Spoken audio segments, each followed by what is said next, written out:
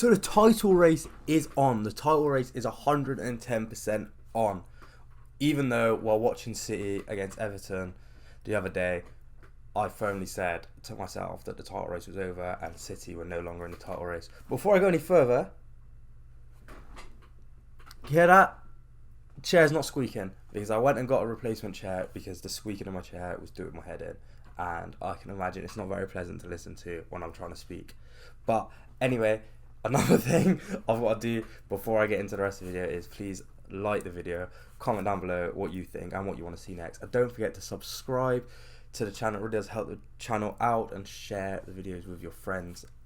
And I'm very grateful for all of the support you've shown on my most recent video, my little video essay I did. That video took me a while, and I'm glad that it's getting such a good, response, because it took me a while and I was hoping it'd do well, and it did. So thank you all. But anyway, the title race is on. Title race is on. Because although Liverpool, yes, they won, and they're 5 points ahead of us, we've got a game in hand. We win that game in hand, it's down to 2 points. 2 points isn't that big of a gap. So, let's talk about the two games I didn't watch. Because yesterday, when Arsenal were playing, I was busy. Doing something. I can't actually remember, and that's poor from me because it was yesterday. But I was busy doing something. I can't actually remember what it was. Probably wasn't even that important in the grand scheme of things. And the Liverpool game, what was I doing for the Liverpool game? I just can't remember what I was doing for the Liverpool game. But obviously I made time to watch a City game because City at the end of the day. And we were dross. We were terrible. We were awful. We were disgraceful. I thought it was going to be the Villa game all over again because we were playing awful. Pep will pay for his crimes because playing Alvarez in midfield for so long has made the geezer forget how to play up front. He was never in the box. He was always dropping deep, trying to do the most. He's playing like Kane basically, and it was so frustrating. And I can't actually wait for Haaland to come back because Alvarez has lost his whole ability to be able to play in midfield, to play up front, because Pep thought it would be a good idea to play him in midfield, even though he's not a midfielder in the slightest. So yeah, there's that.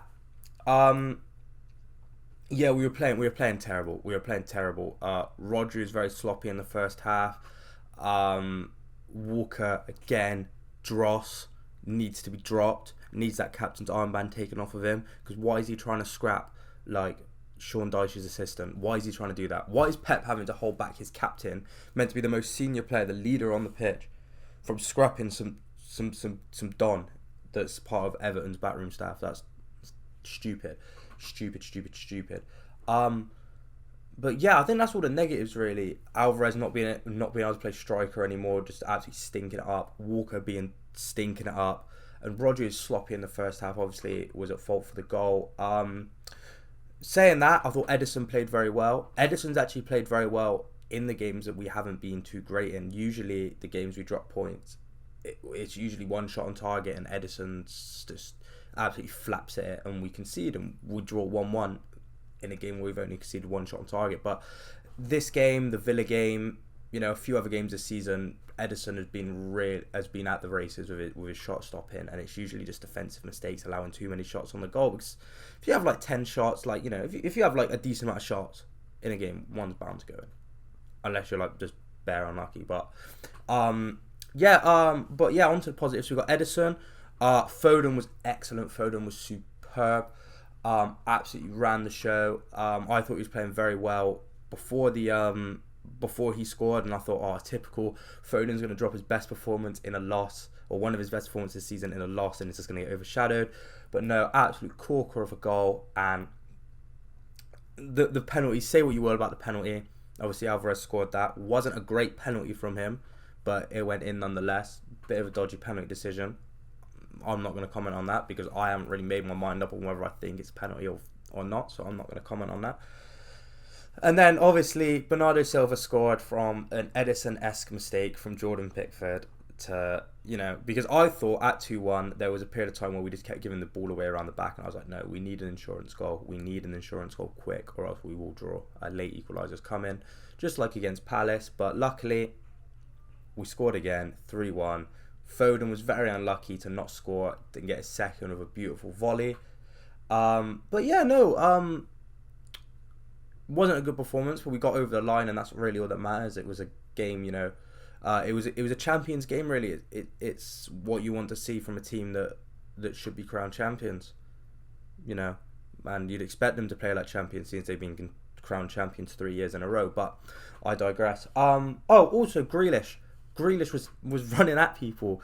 Obviously, everyone always criticises Grealish for just recycling possession all the time, going backwards, not running at his defender, not taking them on. He made some quality runs in that game, and obviously he scored in his last. Before this game, he scored in his last 3 Premier League games. Didn't score this week, but played very, very well. I thought he played good. I thought he played very good. But then again, I'm excited for Doku to come back. The interchange between them, Doku starting, bringing the game at a team, hopefully getting us a goal or two. Grealish coming on, recycling the possession, helping us keep the ball. Flawless system. If our defence want to stay on top of it. Because it was a perfect system against Chelsea. It worked against Chelsea up until our defence decided to just do what they did, which is weird. But then I guess it's the City way, isn't it? Because in the 2020-21 season, we were superb defensively, and then the next season, not so much. Last season, superb defensively. This season, not so much. We can't keep defensive consistency, and it's a real shame. But as the table stands, because obviously I'm talking about the title race, as the table stands, Liverpool have played 19, 42 points. Arsenal have played 19 and got 40 points. Villa, who aren't in the thumbnail, before go, Nathan, you forgot Villa, blah, blah, blah, blah, wasn't enough space, okay? That's how I envision the thumbnail. That's how I want the thumbnail to look. I'm sorry I didn't include Villa. I'm talking about Villa now. Can't be too mad. Villa on 39 points. Probably should be on 42 points. What they did at Old Trafford was disgraceful. Should definitely be winning that game, especially if you're beating us comfortably and you're absolutely dominating Arsenal as well. We can't beat Man United. Shameful. And then obviously we've played 18 and we're on 37. So, honestly, if I'm being totally honest, out of the top 4, Villa looked the best. Hands down, Villa looked the best. I'm not convinced by Liverpool. They've got the same issues. They're good defensively, very good defensively at Liverpool.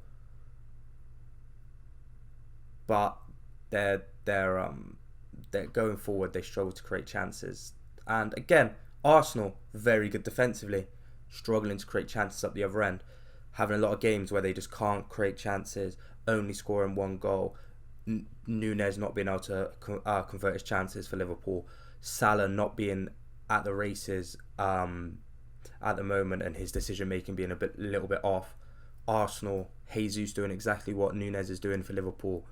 Martinelli and Saka, they're playing good, but they're not getting the goals. They're doing everything but scoring. They're doing everything but the stuff in the final third. Because obviously, us and Villa, we've conceded the most goals out of the teams at the top, but we've also scored the most. So,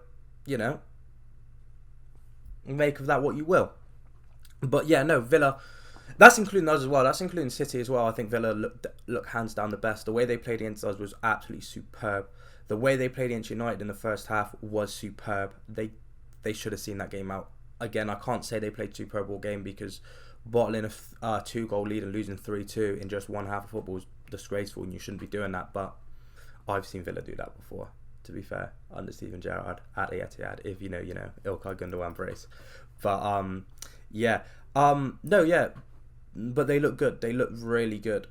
They're very, very impressive team, very well drilled team, and I don't think they'll win the league. No, it will be either us, Arsenal, or Liverpool. But Villa, hands down at the moment, look the best. But I just don't think they'll be able to carry it out through the rest of the season. Would like to be proven wrong and see them finish second, obviously with City on top. But at the moment they hands down look the best, especially after the Arsenal game yesterday. I did see bits of it because I just saw a few clips on Twitter. Obviously watched highlights, didn't get to watch the whole game. So any of you diehard Arsenal fans in the comments can tell me.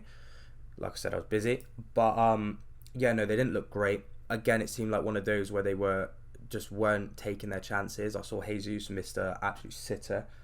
Apparently Zinchenko didn't play very well either, but yeah, Declan Rice giving away a penalty against West Ham. Kind of sad that Ben Rama didn't score it, but West Ham came away with the win regardless, and it just showed it's performances like that really that lose you titles. And I know it sounds stupid, but there've been many times where Liverpool, for example, coming runners up to us, where they've just dropped stupid points.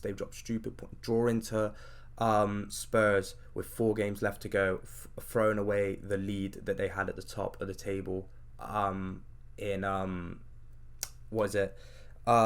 21-22 season. Draws to Brighton and just stuff like that. Silly places where you drop points. Drawing to Palace 2-2 after being 2-0 up. What we did last weekend. Stupid.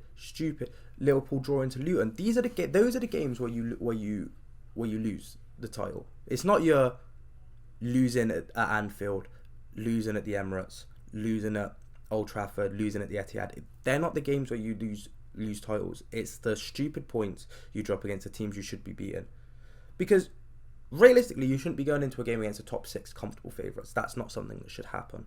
I know that City have done that when going to Old Trafford away. Well, obviously Old Trafford away, and obviously with United coming to the Etihad, and we go into those games favourites. Not always winning, but we go into the game favourites. And obviously, when we go to the Tottenham Hotspur Stadium, Spurs go into that game favourites. Spurs go into any game against us favourites. Actually takes it's a bit of a joke, but yeah, you shouldn't go into a game against top 6 favourites. So dropping points to top 6 is understandable, unless you're losing 7-0 to your fiercest rivals.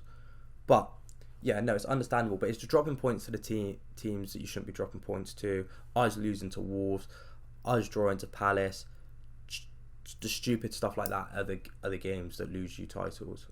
So that's the main thing you've got to keep in mind. It's not drawing 1-1 at Anfield for Arsenal